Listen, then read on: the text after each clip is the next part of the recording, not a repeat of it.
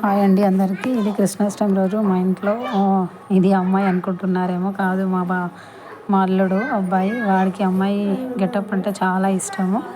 అసలు మామూలు ఇష్టం కాదు అమ్మాయి గెటప్ వేసుకోవడము. వాడికి అమ్మాయి గెటప్ వేసి ఫోటోలు తీస్తున్నాము. మా ఇంట్లో మా తోటిగానికి ఈ గెటప్స్ వేయడానికి మేము పడ్డ కష్టాలు అంతా ఇంత కాదు, మామూలు కష్టాలు కాదు. అసలు ఒకరికి వేస్తుంటే ఇంకొకరు ఒక రేంజ్లో బాగా ఇబ్బంది పెట్టారు, సతాయించారు.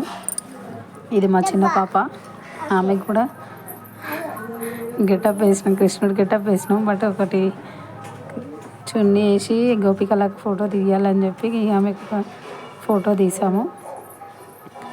అక్కడ మాది ఏడుస్తుంది, నాది నాది ఆ చున్నీ అని చెప్పేసి. తర్వాత ఆమెకి అయిపోయిన తర్వాత మళ్ళీ మా ఆద్యశ్రీకి వేసాము. ఇది మా చిన్న పాపకి మంచిగా బాగా సెట్ అయిపోయింది.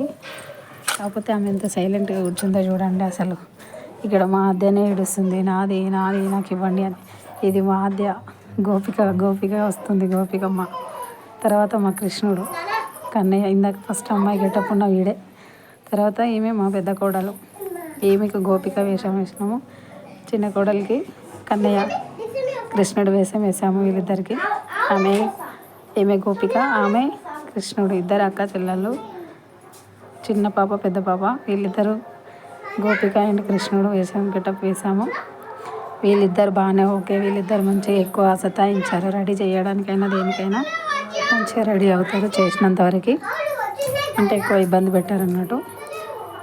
ఇది యాక్చువల్గా మాకు ఆ రోజు చాలా టైం పట్టింది వీళ్ళని నలుగురిని ఇట్లా రెడీ చేసి వేయడానికి.